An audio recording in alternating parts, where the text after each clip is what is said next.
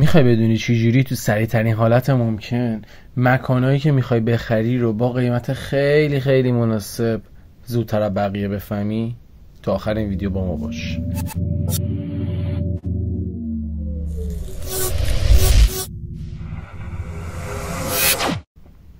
خب دوستان سلام، دوباره امادم و سپاسگزار خداوند که در یک ویدیو آموزشی دیگه در خدمت شما عزیزانم هستم.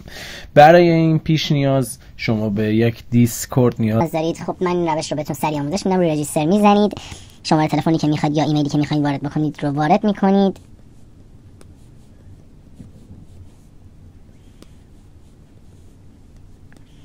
روی نکس میزنید، یه اسمی که قراره براتون نمایش داده بشه انتخاب میکنید. یه پسورد که من میذارم خودش انتخاب بکنه. تاریخ تولدتون رو به میلادی وارد میکنید.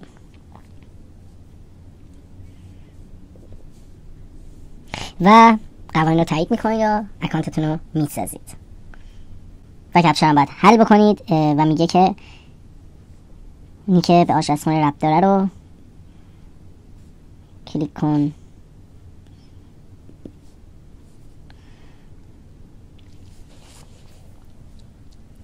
و یه عکس انتخاب میکنید به دلخواه و وارد اکانتتون میشید.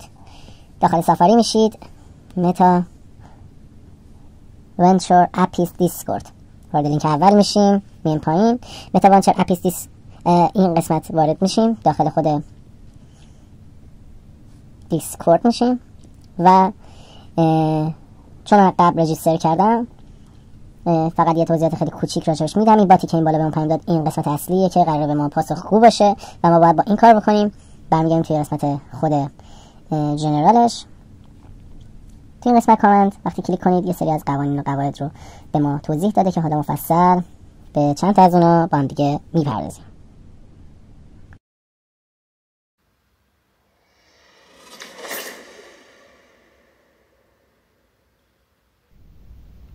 خب دوستان، برای اینکه رجیستر بکنید در این قسمت، همون قسمت باتی که بهتون گفتم اپیس، وارد میشید، اسلش میزنید، گزینه رجیستر رو میزنید و بهتون میپرسه که آیا قوانین قبول داری، خوندی یا نه. بهش میگی بله.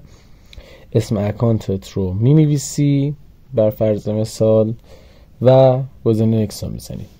بهت میگه که شما الان رجیستر میشی، اما در صورتی که بری یکی از زمینات رو با قیمت 882,950,24 برای فروش بذاری. دوستان همونطور که گفتم من رجیستر کردم. وقتی رجیستر میکنید و اون عدد رو میزنید روی خونتون، همون لحظه یه پیام میاد براتون که شما رجیستر شدید. در همین قسمت You are registered and verified. اوکی. سلش میزنیم اینجا تا یه سری تولبار برامون باز میکنه. میبینیم اد رول.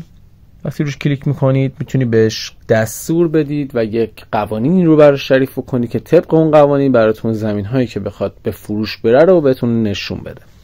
در بالای تولبار این اد رول سیتی، مارکاپ، کارنسی، پرایس و یه سری گزینه‌های دیگه مثل بیلدینگ و اینا داره که دونه دونه میپردازیم بهشون. اگر روی سیتی کلیک بکنید شهرهای داخل آپلند بهتون نشون میده و ما مثلا کوینز رو میذاریم. مارکاپ یعنی درصد رشد اون زمین رو میگه که ما انتخابش نمی کنیم. کارنسی رو میزنیم روی UPX و قیمتی که میخوایم توی اون بازه بیشتر نباشه میذاریم روی مثلا 15,000 تا و ثبت رو میزنیم. گزینه‌های دیگه ای هم داره اونجا مثل بیلدینگ که میتونی انتخاب بکنی روش زمین ساخته شده باشه یا نیبرهود که همسایگیش کجا باشه داخل کوینز. و همونطور که میبینیم ما این رولز رو ثبت کردیم. داخل خود آپلند میشیم، یکی از زمینهای کوینز رو انتخاب میکنم و همونطور که دیدید زیر 15,000 تا بود و من میذارمش 13,000 تا و آفر فور سل رو میزنم.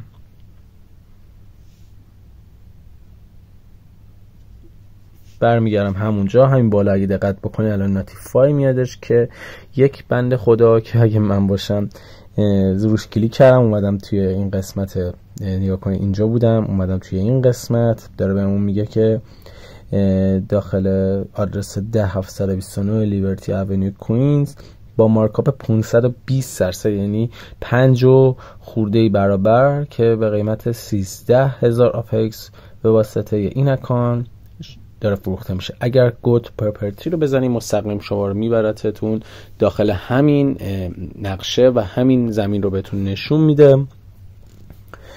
قوانین دیگه که وجود داره برمیگردیم تو همون آپیسپات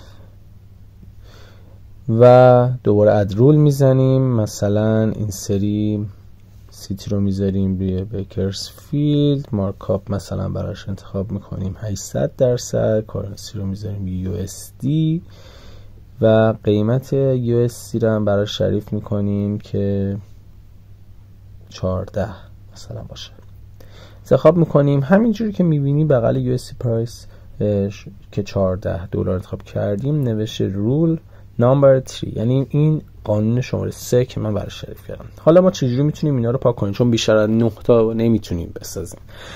روی اسلش میزنید، دی کلیک میکنید، میبینید دیلیت رولز یا دیلیت رول. اگر روی گزینه دوم یعنی دیلیت رول کلیک کنید باید بهش بگید شماره چند رو میخوایم پاک کنید. مثلا من شماره 3 رو میخوام پاک کنم. وقتی میزنم مینویسه که رول 3 is deleted، یعنی قانون شماره 3 پاک شد. اما اگر روی دیلیت رولز یعنی همه اون قانون ها کلیک کنم هیچی از آن نمیخواد و کلیک میکنم و all rules are deleted، یعنی تمام قانون ها دیلیت شدش. که اما کان روی اسلش میزنیم.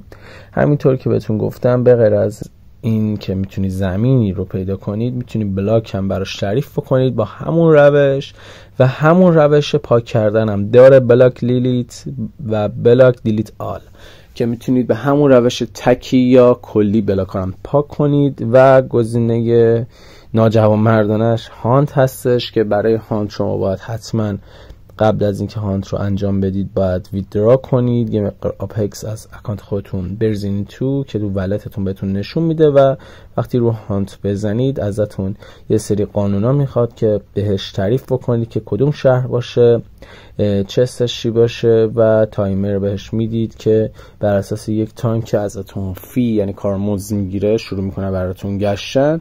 و متاسفانه یه سری بچه‌ها که بازی رو بلد نیستن تو این بازی مثلا فکر میکنن 4 آپکس یعنی $4 میذارن برای فروش و کسایی که هانت رو توی محله روشن کردن رو هوا شکارش میکنن و اون زمین رو برای خودشون برمیدارن. برمیگردیم دوباره کماکان تو همون قسمت اسلش رو میزنیم. میتونید اطلاعات اکانت خودتون رو ببینید که مثلا به من میگه تو اکتیو شدی. اگر اکتیو یعنی رجیستر نکرده باشی اینجا نو میزنه، ممبر یعنی ندارین. بالانس آپکسمون هم همونی که بهتون گفتم برای هانت 0، کارمزدش هم 500 تا آپکس هستش برای هر هانتی که میخواین تعریف بکنید. و گزینه دیگه هم داره بگردید توش. اگر چیزی بود حتما کامنت بذارید، منم میخونم، خوشحال میشم. یه گزینه خیلی جالب هم داره به اسم سندز و شهر رو انتخاب میکنیم، مثلا میگیم بهش کوینز و ببینیم چی میشه. در اصل سندز به ما یه سری اطلاعات میده که آدرس های زمین هایی هستش که روش موشکه و شما میتونید باهاش شروع کنید به گنجیابی. حالا جلوتر بعدا براتون یه ویدیو گنجیابی حرفه‌ای هم میذارم، حتما که ببینید گنجیابی به چه صورته و بتونید راحت ازش ثروت بسازید. 13047 118 TH بریم با هم ببینیم.